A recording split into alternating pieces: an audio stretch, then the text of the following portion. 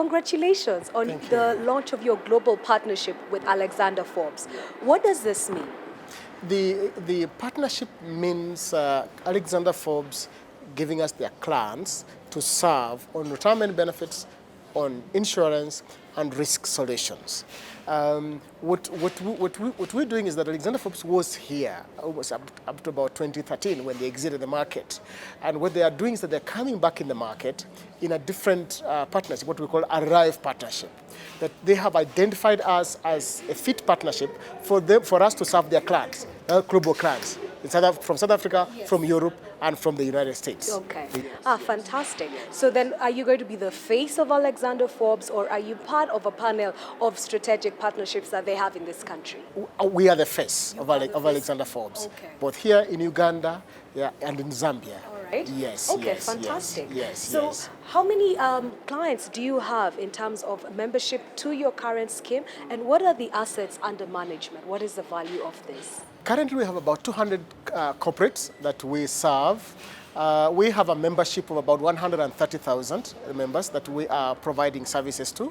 The thing is that we started in 2007. Okay. Yeah, started in 2007 Yes. with just about 3 staff. Yes. And we had about 2 clients at that time. Of course, so the first clients had signed up. Wow. Previously, I had been doing consultancy since 2000. I used to be a pension manager for Standard Chartered and left in 2001 to start consultancy in retirement benefits.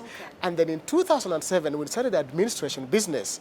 We just started with the 2 clients. 2 clients. And now you have 200 200 clients. 200 Yes, with 130,000 members. 130,000 yes, members? the assets under administration are 100 billion. Wow, 100 billion. That's very excited. And you've already preempted my question, Mr. Waswa. Give us the history of this company. What was the vision behind it? You know, one of the things that I have always desired is to give members or schemes a service that is differentiated. I used to be an administrator for the first 10 years of my working life. And I used to be working in an administration house providing service to the clients. And I would see gaps in the way we were providing service. And every time I would do something, they would tell me, no, this one we can't do. So when I came out and started this business, I wanted to give a service that is completely differentiated. Yeah? Service with a serious passion, that clients will understand the service, not just giving them a check, but with an advice around the check. Okay. You get it? And that's what we do in our business. That we just don't give you a withdrawal check that you have withdrawn and we give you the money, you go and do whatever you want. Yes. We give you counseling. We give you retirement counseling so that a member can understand how do I need to access this money? How much money? I'm passionate about pension. Wow. Passionate about pension. And I will not want you to get money after 50 and you're getting cash lump sum. Yes. You should get a bit of as a monthly pension. Something like your salary. Yes, a salary. Yes, wages to come. Okay. Because you need that at age 80. Yes.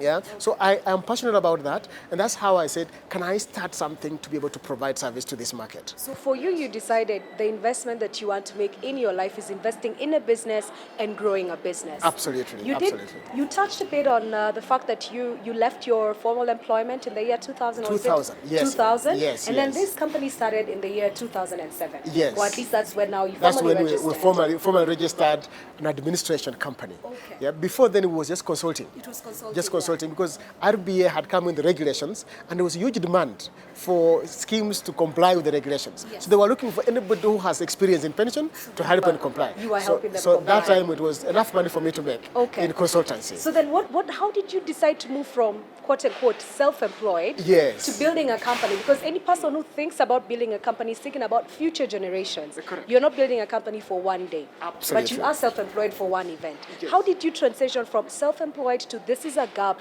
and I want to make this investment and create a company that services people in this country or continent? One of the things, I'm a very serious reader. I read a lot of books. And I was reading a book called Build to Last. Yes. Companies that were built in America in 1800s and have lived for 100 years. Wow. And I said, these were made by human beings. Wow. They were not by God or a spirit. They were human beings with blood and flesh. Yes. So I said, Fred Waswa can create a corporate that can be here for 100 years. Wow. 100 years. If nothing else, I think I could even finish this interview at this point in Yes, time. But yes, please, yes, continue, yes. Mr. So, Waswa. that's what motivated me. I said, look here, we can do this. We can build something that will help the future generations, both for savings in terms of retirement and also get people to get employed, Yes. people to be able to work. You know, we have actuarial graduates coming off the universities. They don't have places to work. And yet we have people who need to save. They don't know how to save. So we need to connect these two people together so that they can be able to help them save. Yes. That's what our corporate is doing today. That's why we went out to start an Institute of Pension Management as a subsidiary of Octagon Africa, basically to train. We do personal finance training. Wow. Personal And finance empower training. people. That's Empower very people to be able to exciting. to be able to save for retirement and manage their money properly. Okay. Yes, So yes. 2007, you have started. Correct. You have an office. I think you said you had On Mombasa Road, on Mombasa Road. Yes. Was it 2 or 3 employees? we had 3 employees. Your 3 employees. Yes, in a 500 square feet. And 500 square feet. Yes, But then there was yes. still RBA, and RBA was the regulator. Correct. How did you intermediate that, especially on the element of capital, which is what most businesses say, I cannot start, I don't have I capital. have the capital, yes. What did you do at that point? Let me tell you, I believe that there is nothing which can stop you. And there's nothing which can stop a passion, somebody with a passion. Because when I started, my passion was to drive the industry in terms of administration.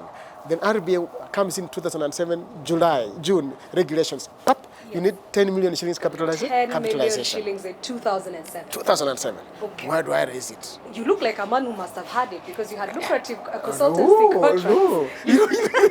You know what happens with life? Yes. You get money and use it. Okay, You get money and fair use it. enough. So So you then don't what have did you you don't have the cash. So what happens is I walk into RBA Yes. and tell the CEO, Dr. Odundo, and tell him, look here, excuse me, sir, I am the first African local business to start an administration house. Please don't log me out. Give me an opportunity to serve. Wow. And he told me, has somebody come to close you? I said, no. Yes. Then he said, go ahead and do your job. Wow. Where there's a will, there's a way. There's a way.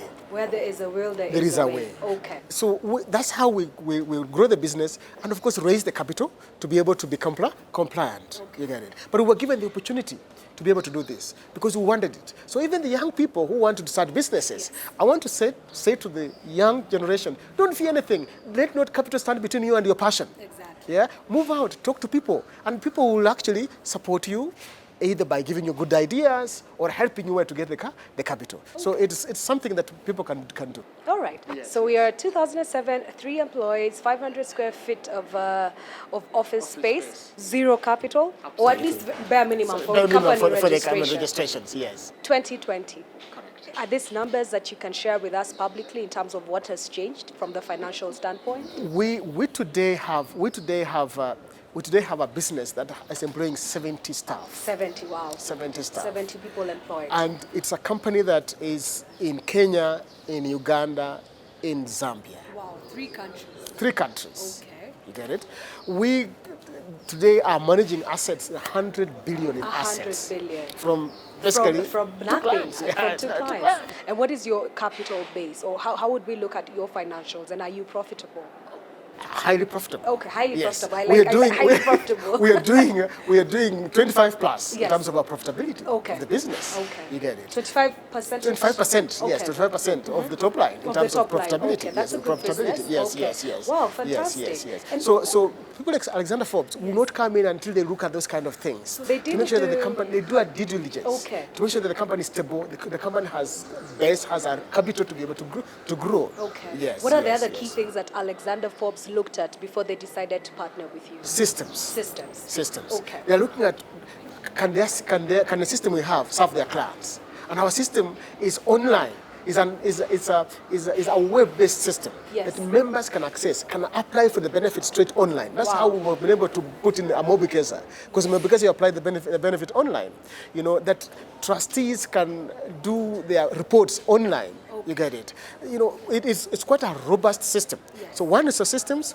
The other bit they looked at is governance, Yes. our governance structure. Okay. You know, whether we have a board, it's a functional board, we have board committees, you know, are we compliant in terms of KRA, in terms of RBA, so all kinds of compliance areas. Okay. So they looked at very, very many things Yes. in terms of what compliance. We gave them all the documents that we can be able to give them. So you Yes, are yes, yes. certified. I know you also did mention that you enjoy reading books, and your motivation before you started was the book was built to last. Correct, And that's what correct. challenged you. Correct. And what book or what resources helped you to think about internal structures? And I ask this in this context, Mr. Waswa. Yes, We yes. have many SMEs that start, but in effect, the SMEs are self-employed individuals. Absolutely. And you tend to find that people want to scale, they want to go to the next level. Yes. I don't think they don't want to. It's at times they don't have the requisite resources to think about structure. If there's one resource or one book that you would recommend to Yes. people who are setting up their own businesses, what would you tell them when they're thinking about setting up their internal structures?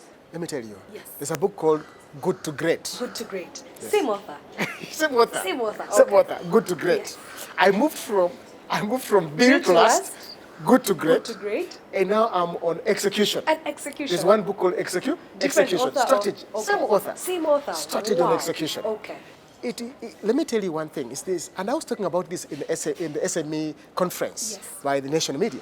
And one of the things is I was telling the world is that Kenya, we have such wonderful entrepreneurs, but we don't move from being small to being corporate. The challenge is we just don't know. We just don't have an administration structure. Exactly. So somebody does not know how to do. You know, in America, the government has set up what we call Small Business Administration Services. Yes. So in Huduma centers, you have a desk for SME, Small Business Administration. Okay. So you can go there and they tell you how to get a board in place, how to register for KRA, how to register for NSSF. You know, all these things that make employees feel comfortable to work for you. Yes. You get it? So we need We need to something around there to help execution. Yeah, moving good to great, from good to great. and from good to great to execution. Fantastic. Strategy execution. I shall leave it at that. We'll Yes. take one last break and then Yes. we'll come back and we can sum up in terms of what is Octagon, what are the products and services, how can people engage with your company to focus on participating and enhancing their well-being in the future. Ladies and gentlemen, I don't have any summary beyond what Mr. Waswa has said. The key things that he has done, he learned Build to Last. That was the book that helped him shape his vision. Thereafter, he went to Good to Great. That's the book that helped him create this vision and create structures to be able to safeguard this vision. Now, he's on the execution stage and has been there for slightly over 20 years, about 23 years now. That's the thing that we are taking out, whether it's on investments or whether it's on you setting up your family. Rather your business. We take a short break. When we come back, what does Octagon have to offer and what can you do if you are looking for investments or you are looking to think about your future self in as far as your retirement benefits are concerned? See you in a few.